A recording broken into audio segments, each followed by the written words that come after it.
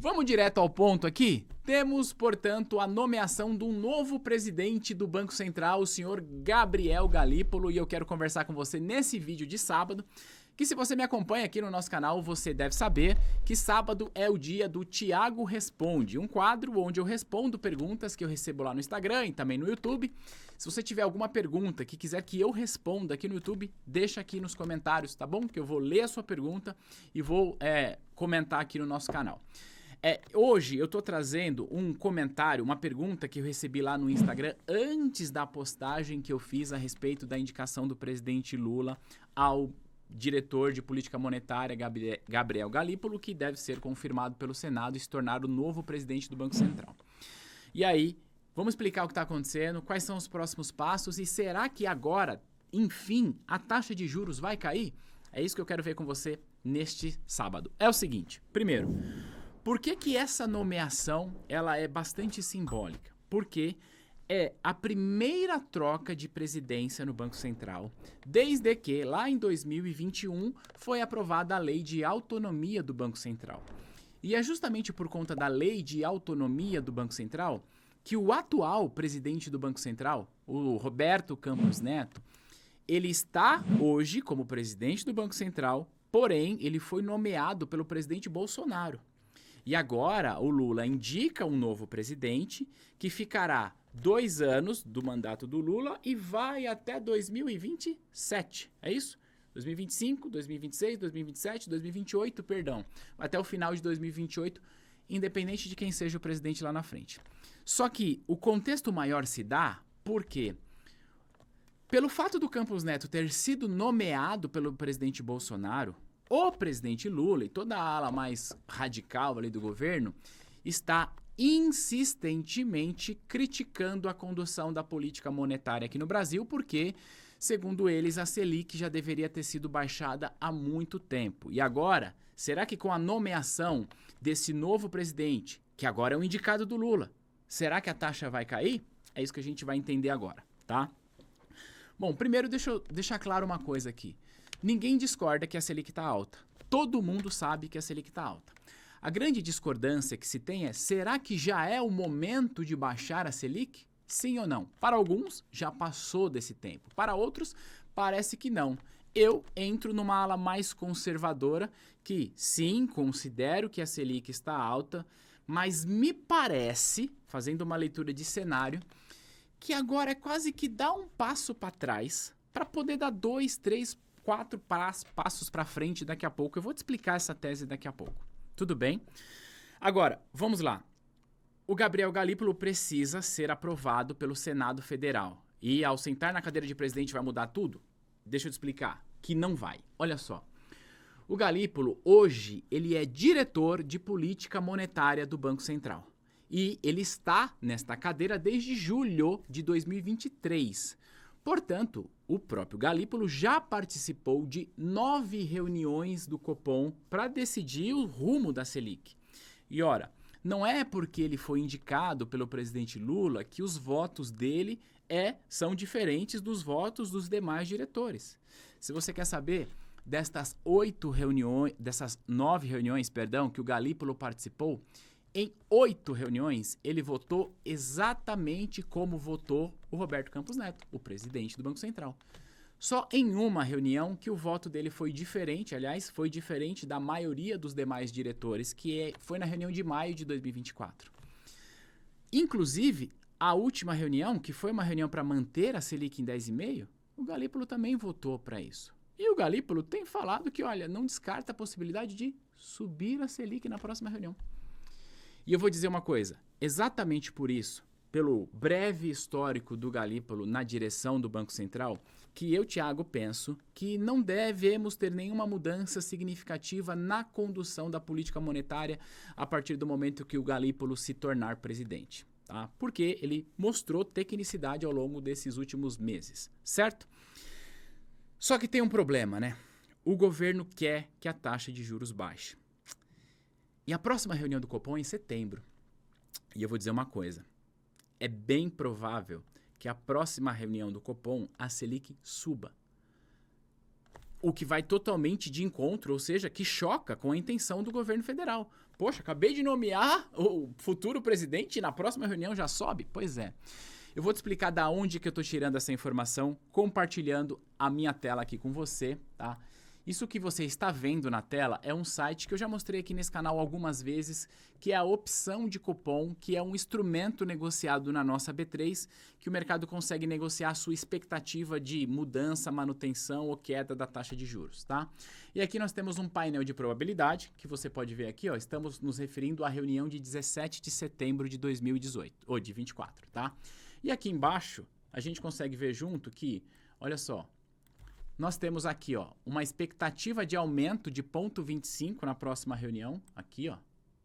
Nós temos uma expectativa de aumento de 0,5 ponto percentual e uma expectativa de manutenção aqui nessas barras, que se eu coloco o cursor, 31% do mercado, no dia que eu estou gravando esse vídeo, projeta uma elevação de 0,5 ponto percentual na próxima reunião, portanto, saindo de 10,5 para 11.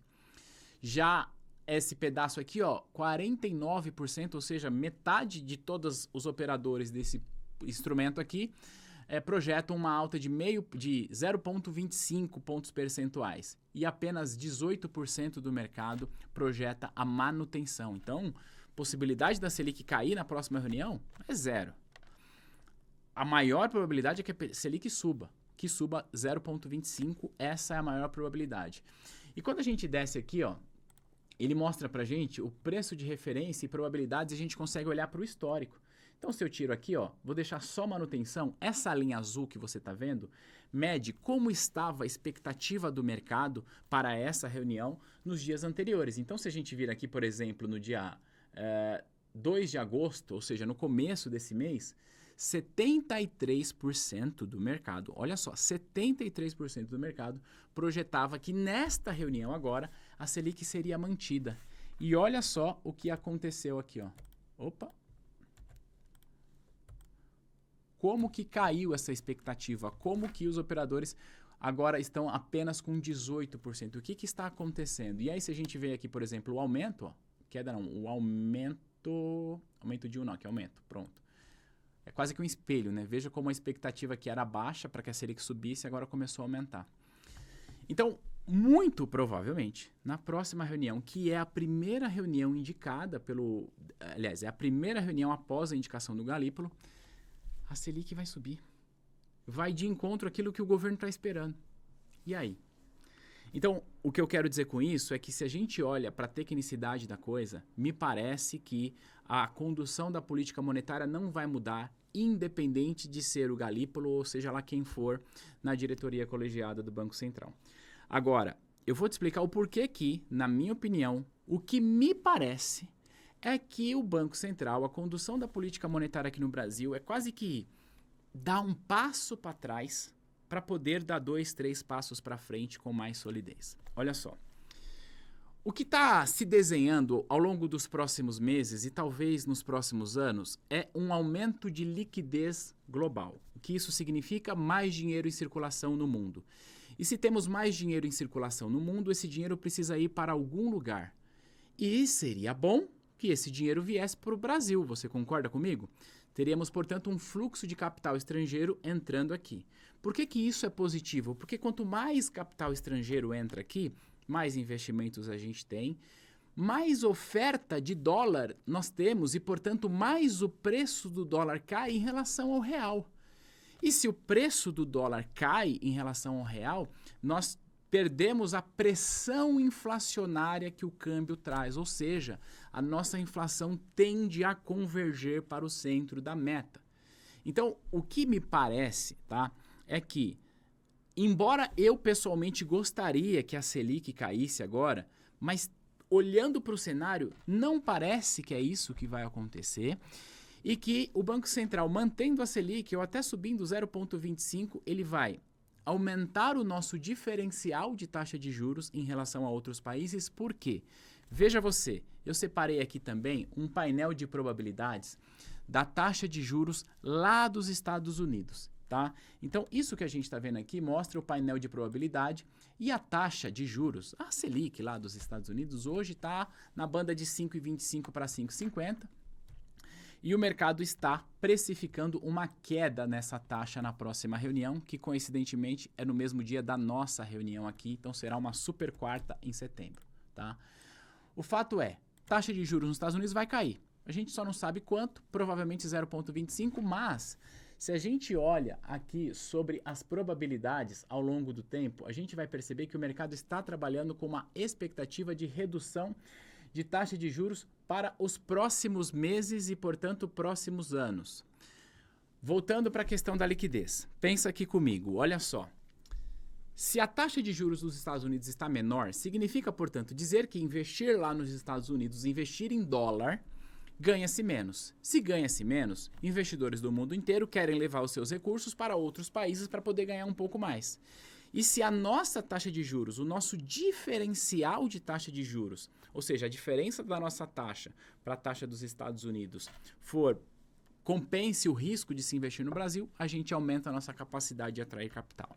Trazendo mais capital para cá, como tudo que eu já falei aqui, cai o preço do dólar, a inflação é controlada e teremos um horizonte para que, num futuro muito próximo, a nossa Selic comece a cair, mas cair porque o cenário proporciona isso. E em termos de narrativa política, o próprio presidente Lula sabe que criticar o Campos Neto é só um jogo político. Porque ele sabe que não é o Campos Neto quem decide, mas vou te falar uma coisa. Em termos de narrativa política, vai dar muito certo para o governo. Entenda isso que eu vou te falar. O Galípolo foi indicado agora, vai ser aprovado pelo Senado nos próximos dias, mas o Galípolo assume a cadeira apenas no dia 1º de janeiro de 2025.